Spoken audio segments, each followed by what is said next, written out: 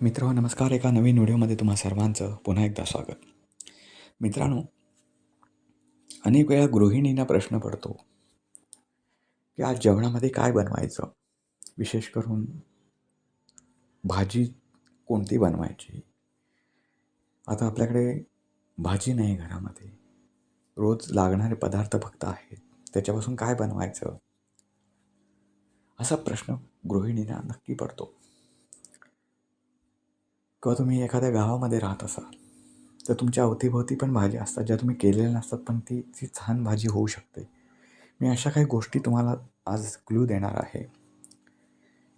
त्यातले 2-3 पदार्थ मी असे सांगणार आहे, की मॅगीपेक्षा सुद्धा ते झटपट होतात. आणि जे आपल्याकडे घरी असतात, त्याच्यापासून बनवलेले पदार्थ असतील. आणि मी काही 2 भाज्या अशा सांगणार आहे, की ज्या तुम्ही कधी बनवलेल्या नसाल. पण त्या बनवता येऊ शकतात, ज्या तुमच्या अवतीभोवती असतात. मित्रांनो, त्यातलं पहिलं एक आहे. आता मी झटपट गोष्टी ज्या बनवता येतील त्या तुम्हाला सांगतो. आपल्याकडे उडीद असतात घरामध्ये. तर उडदाचं पीठ करायचं किंवा उडदाची डाळ तर आपल्याला विकत कुठेही मिळते बाजारात. ती आणायची, तिचं पीठ बनवायचं. त्याला कोकणामध्ये डांगर म्हणतात, डांगरचं पीठ. तर त्या पिठामध्ये जेव्हा तुम्हाला आता भाजी म्हणून काहीच नसेल, चपाती केली असेल, भाकरी केली असेल, त्याच्याबरोबर लावायला हे डांगराचं पीठ खूप छान लागतं. तुम्ही ट्राय करून बघा. तर ते कसं करायचं, तर डांगराचं पीठ असतं, म्हणजे आता जे उडदाचं जे पीठ असतं, ते उडदाचं पीठ घ्यायचं. त्याच्यामध्ये मीठ, तिखट टाकायचं. तुमच्याकडे जर आंबट ताक असेल किंवा आंबट दही असेल तर उत्तम. या दोन्हीपैकी काही नसेल तर पाणी घातलं तरी पण चालतं. त्याच्यात कांदा घालायचा, कच्चा कांदा घालायचा आणि ते मिक्स करून खायचं. तुम्ही भाकरीबरोबर किंवा चपातीबरोबर खा आणि कसं लागतं ते मला नक्की कळवा. दुसरा एक पदार्थ मी सांगणार आहे. हा तुम्हाला सांगितला मॅगीपेक्षा झटपट बनणारा पदार्थ आहे. दुसरा एक पदार्थ सांगतो तुम्हाला दह्यापासून. दही तर प्रत्येकाच्या घरी असतं बहुधा. बराच वेळा असतं. शहरामध्ये थोडंफार कमी प्रमाण असेल, पण असतं. आज तुम्हाला प्रश्न पडला की काय बनवावं? काहीच नाही घरात कुठलीच भाजी नाही. तर दह्यापासून एक छान सुंदर पदार्थ बनवता येतो. या दह्यामध्ये मीठ टाकायचं. आता तुम्ही म्हणाल मीठ कशाला? दही तर आंबट असतं. तर मी तुम्हाला पहिलं, खूपशा आताच्या महिलांना माहिती नसतं की मीठ कशाला टाकायचं दही आंबट असताना. तर दह्याची चव एक आंबट असू शकते किंवा एक गोडसर असते. असं गोड नसते, पण त्याला आपण गोड दही म्हणतो. जी आंबट नसते ते गोड दही. पण दह्याची चव सर्वसामान्य आंबट असते आणि मिठाची चव ही खारट असते. या दोन्ही चवी जेव्हा एकत्र येतात ना, तेव्हा एक छान त्याचा पदार्थ तयार होतो. त्यामुळे दहीमध्ये मीठ टाकायचं आणि तिखट टाकायचं. ज्यांना आवडतो त्यांना कच्चा कांदा टाकायचा, तो मिक्स करायचा आणि तुम्ही खाऊन बघा. कशी टेस्ट लागते ह्या दोन्ही पदार्थांची ते मला नक्की कॉमेंट्स बॉक्स खाली कळवा.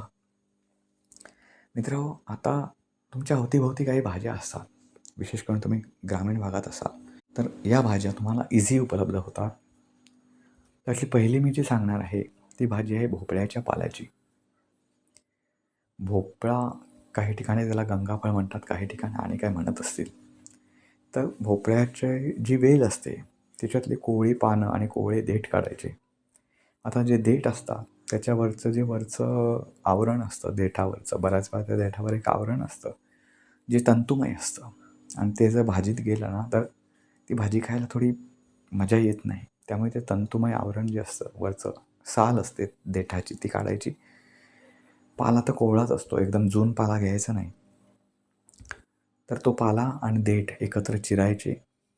त्याच्यामध्ये किंचित तांदूळ टाकायचे. जसं आपण एखाद्या भाजीमध्ये मूग डाळ टाकतो, तेवढ्या प्रमाणात तांदूळ टाकायचे. ओली मिरची चिरून टाकायची आणि ती भाजी शिजवायची. ती भाजी शिजली की ती खाऊन बघा, तुम्हाला कशी लागते मला सांगा. भोपळ्याच्या किंवा गंगाफळच्या कोवळ्या पालाची भाजी.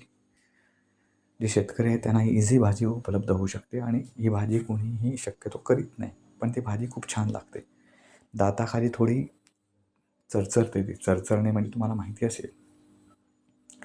पण ते चरचरणं खूप आवडतं, खूप छान लागतं. तुम्ही नक्की भाजी ट्राय करून बघा. दुसरी एक भाजी आहे ती मायाळू. बऱ्याच जणांकडे आता मायाळू हा पदार्थ माहिती नसेल. मायाळू ही अशी एक वेल आहे जिला काही श्रम लागत नाही. तुम्ही ते एखादी वेल जर लावलात मायाळूची, तर तिचं खूप रान होऊन जातं. तिच्या पाल्याचे गुणधर्म म्हणजे ते रक्तवाढीसाठी खूप उपयोगाचं असतं.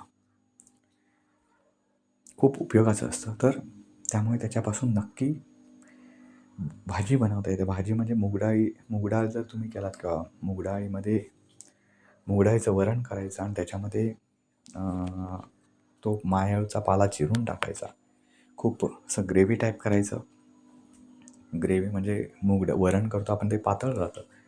हे खूप ग्रेव्ही टाईप करायचं. त्याच्यात खूप मायाळू टाकायचं. मायाळूची पानं चिरून टाकायची आणि त्याला वरून लसूणची फोडणी द्यायची. तुम्हाला छान पदार्थ होईल की जो तुम्ही खाताना चपातीबरोबर असेल किंवा अगदी जरासं तुम्ही पातळसर केलात तर ते भाताबरोबर पण छान लागते. काही दुसरं काय तोंडाला किंवा म्हणजे आपण म्हणतो त्याला भाजी असण्याची गरज नाही.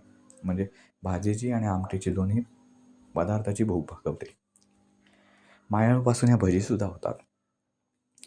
मित्रांनो, आणखी एक पदार्थ सांगतो जो भोपळ्याचाच आहे. भोपळ्याच्या वेलीवर फुलं येतात.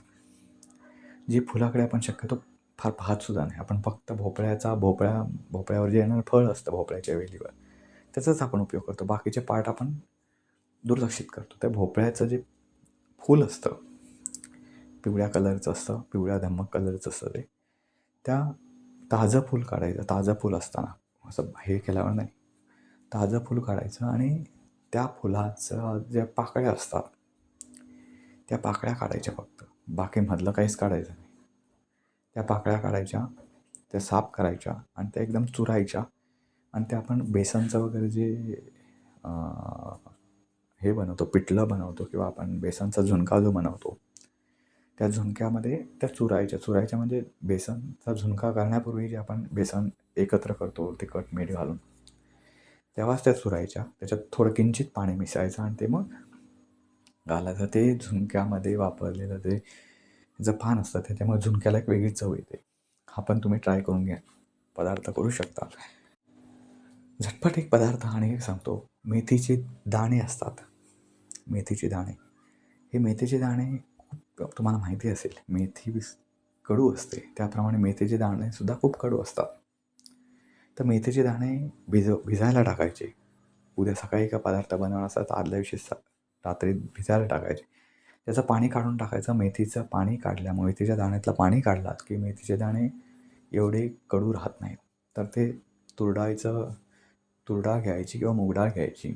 त्याच्यामध्ये ते मेथीचे दाणे मिक्स करायचे. ते एकत्र शिजवायचे आणि त्याच्यात खूप मोठ्या प्रमाणात कांदा घालायचा. कारण कांदा हा जो मेथीतले जे किंचित जे हे राहिलेले आहेत म्हणजे आपण जरी पाणी काढलं तरी एकदमच त्याचा कडूपणा नष्ट झालेला नसतो. तो कांदा बऱ्याच प्रमाणात तो नष्ट करतो आणि त्याला एक कांद्यामुळे खूप छान वास येतो आणि चव पण खूप छान येते. तुम्ही हाही पदार्थ नक्की ट्राय करून बघा. तुरडाळ आणि मेथीचे दाणे एकत्र शिजवून ते एकत्र करायचे आणि त्याच्यात खूप मोठ्या प्रमाणावर कांदा घालायचा. तुम्हाला हा सुद्धा पदार्थ एक नक्की आवडेल. आपल्या अवतीभोवती असणारी हक्काची वनस्पती जी आपल्या रोजच्या जेवणामध्ये वापरली जाते, बऱ्याचशा आमटीमध्ये वापरली जाते, ती म्हणजे कढीपत्ता. मित्रांनो, कढीपत्ता हा एक आयुर्वेदामध्ये औषधी असलेली एक वनस्पती आहे. पण बऱ्याच वेळा असं असतं की ते आपल्याकडून खाल्लं जात नाही. ती कढीपत्त्याची पानं आपण आमटीमध्ये टाकतो, पण ते आपण जेवताना आपण वेगळी काढून टाकतो. तर मित्रांनो, याच्यासाठी असे लोक ज्यांना खात नाही त्याच्यापासून कढीपत्त्याची एक चविष्ट प्रकारची चटणी बनवता येते.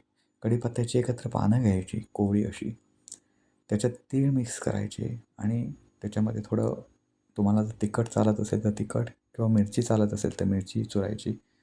त्याला काही जणं आपले ह्याची फोडणी देतात, मोहरीची फोडणी देतात किंवा काही जणं लसणीची फोडणी देतात किंवा लसूण अशी कच्ची टाकली तरीसुद्धा चालेल. पण मोहरी कच्ची टाकू नका. मोहरीची फोडणी देऊ शकता, पण मोहरी कच्ची टाकू नका. पण कच्ची लसूण टाकलेली चालते. याची एकत्र करून ते मिक्सरमध्ये वाटून घ्या आणि त्याची चटणीसुद्धा खूप छान लागते. उलट त्याला स्मेल छान येतो. वेगळी चटणी म्हणून आपणाला ते आवडते आणि महत्त्वाचं म्हणजे एवढा कढीपत्ता जो आपण टाकून देतो जेवणातून, तो आपल्या पोटात जातो. हे सुद्धा एक लवकरात लवकर आणि कढीपत्ता तर तुम्हाला इझी अवेलेबल होतो. खूप मोठ्या प्रमाणावर अवेलेबल होतो. तर ही सुद्धा एक चटणी म्हणून तुम्ही छानपैकी वापरू शकता. मित्रांनो, हे मी तुम्हाला सांगितले झटपट पदार्थ. हा व्हिडिओ जो होता, तो अतिशय कमी वेळात चांगलं काय बनवता येईल या संबंधीचा होता. विशेष करून महिला आणि गृहिणी वर्गांसाठीचा होता. तर सर्वांनी हे पदार्थ नक्की ट्राय करून बघा. कसे वाटले ते मला नक्की सांगा. पदार्थ केल्यानंतर कॉमेंट्स करा. व्हिडिओ आवडला तर लाईक करा आणि व्हिडिओला शेअर करा. चॅनलला सबस्क्राईब करायला विसरू नका. पुन्हा भेटू पुन्हा एका अशा नवीन, हटके आणि वेगळ्या विषयावरच्या व्हिडिओसह. तोपर्यंत नमस्कार.